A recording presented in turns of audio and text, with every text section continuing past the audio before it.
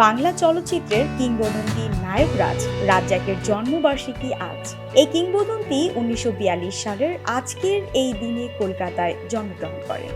সিনেমার নায়ক হওয়ার অদম্য ইচ্ছা থাকলেও 60-এর দশকে সালাউদ্দিন পরিচালিত 13 নম্বর ফেকু উস্তাগার লেন ছবিতে পার্শ্ব চরিত্রে অভিনয়ের মাধ্যমে ঢাকায় তার অভিনয় জীবনের সূচনা হয়।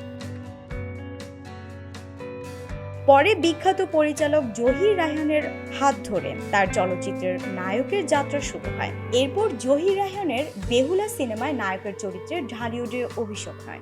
1990 সাল পর্যন্ত বেশ দাপটের সাথে অভিনয় করে ভক্তদের একের পর এক হিট সিনেমা উপহার দিয়ে হয়ে ওঠেন নায়ক রাজ।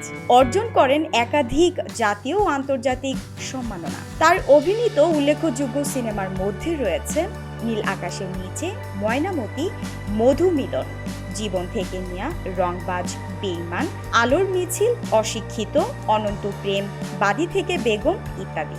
প্রায় 300টি সিনেমায় নায়ক হিসেবে অভিনয় করেছেন তিনি অভিনয়ের পাশাপাশি জাতিসংঘ জনসংখ্যা তহবিলের শুভেচ্ছা দূত হিসেবেও কাজ করেছেন।